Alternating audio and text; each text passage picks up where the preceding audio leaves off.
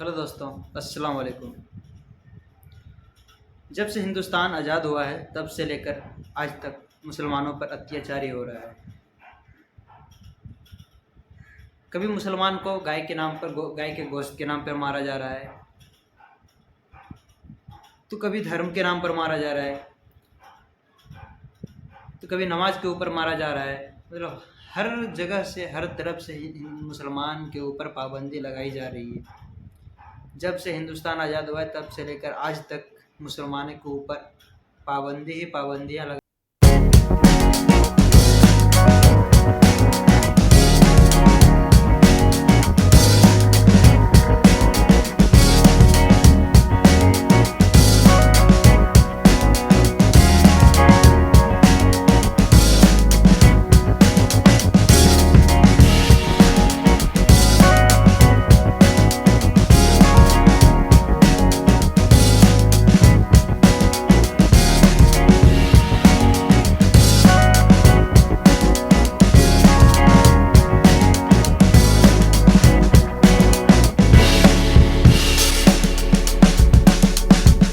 concern for the Muslim Ummah. और क्या आपको पता है हर साल हिंदुस्तान से कितनी ज़्यादा मात्रा में बीफ का एक्सपोर्ट किया जाता है? अगर नहीं पता है तो आज जान लीजिए और वीडियो को अंत तक देखिए, क्योंकि इस वीडियो में हमने कुछ इस तरह का भी एक्सप्लेन किया है जो आपको समझ में आ सकता है। अगर आप इंसान के लिए, कहा जाता है कि इंसान के लिए एक इशारा ही काफ़ी है। अगर आप इंसान हैं तो इंसान के लिए एक इशारा काफ़ी है, उससे आप समझ सकते हैं, आप आराम से समझ जाएंगे। तो अगर हम इंसान सब मांस खाने के लिए बंद कर दें, चिकन, मीट, मछली, मुर्गा, बीफ वगैरह जितने भी चीज़ है, खाने की चीज़ है, वो अगर हम बंद कर दें, सभी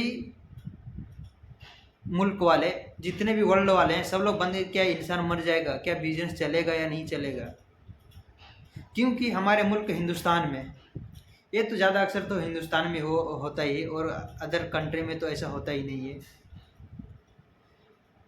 बस आज के जो चुनिंदा लोग हैं उसके वजह से, देखने की वजह से सीख रहे हैं और वही रूल्स को उधर भी फॉलो कर रहे हैं।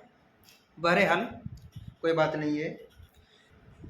टाइम्स ऑफ इंडिया लिखता है 86% killed in cow related violence since 2010 are Muslims, 97% attacks after Modi government came to the power. मुल्क जब से आज़ाद हुआ है तब से लेकर आज तक मुसलमानों के ऊपर, मुसलमानों को टारगेट किया जा रहा है। कभी धर्म के नाम पर टारगेट किया जा रहा है, कभी अगर किसी ने नमाज़ पढ़ ली, किसी मॉल में पढ़ ली, किसी ने रास्ते में पढ़ ली, तो उसको टारगेट किया जा रहा है, उसको मारा जा रहा है, उसको धमकियां दी जा रही है। अगर किसी ने, और बीफ के ऊपर मारा जा रहा है। जब भी मुसलमानों का त्यौहार बकरीद आता है तब ऐसे ऐसे अंधभक्त पैदा हो जाते हैं, जिसे मुसलमानों की त्योहारों को मुश्किल में डाल देता है।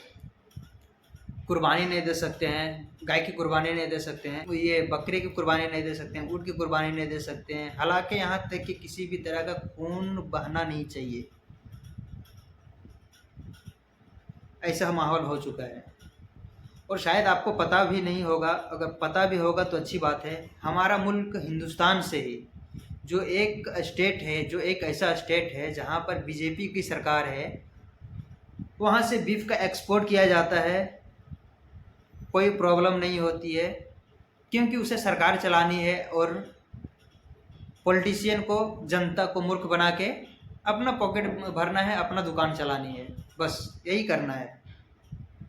तो हम कुछ 2-3 कंपनी का नाम बताने वाले हैं जो बहुत ही ज़्यादा मात्रा में इंडिया से बीफ का एक्सपोर्ट किया जाता है। तो जो पहला कंपनी है वो है अल-नासन प्राइवेट लिमिटेड कंपनी, जो बहुत इंडिया की सबसे बड़ी कंपनी है, जो बीफ को एक्सपोर्ट किया जाता है Canada, America, Australia, UAE, France, रूस, जर्मनी, हर जगह पे एक्सपोर्ट किया जाता है। चाइना, अदर फॉरेन कंट्री में जितनी भी है वो एक्सपोर्ट करते हैं। और दूसरी जो कंपनी है वो कंपनी है यूपी की कंपनी है, जो मेरठ में स्थित है। वो कंपनी अल हिंद एक्सपोर्ट प्राइवेट लिमिटेड, वो उस कंपनी का भी ऑनर जो है वो हिंदू है। पार्टनरशिप में चलाते हैं मुसलमान के साथ में, लेकिन वो भी हिंदू है। तीसरी जो कंपनी है वो है अल कबीर एक्सपोर्ट प्राइवेट लिमिटेड।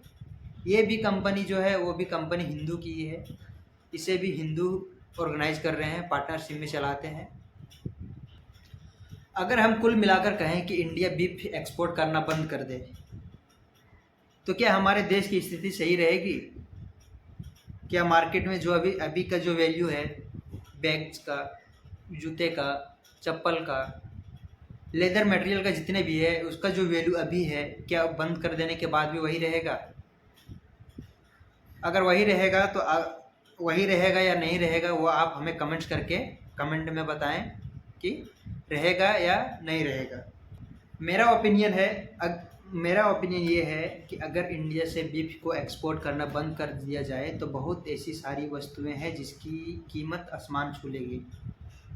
क्योंकि लेदर से ही हमें बेल्ट बनता है, लेदर से ही हमें लेदर का बैग मिलता है, लेदर का शूज़ मिलता है, यहाँ तक कि इंटीरियर डेकोरेटिव पर्पस के लिए भी लेदर का यूज़ किया जाता है। हमें ना मिले लाइफ में तो क्या मेरा जीवन सुखी संपन्न गुजर सकता है? आप हमें कमेंट्स करके बताइए। तो बस आज के लिए इतना ही, फिर मिलते हैं अगली वीडियो में। तब तक के लिए धन्यवाद। अगर मेरी वीडियो आपको अच्छी लगी तो आप मेरी वीडियो को सपोर्ट कीजिए, हमें सपोर्ट कीजिए, चैनल को सब्सक्राइब कीजिए, वीडियो को लाइक कीजिए, शेयर कीजिए।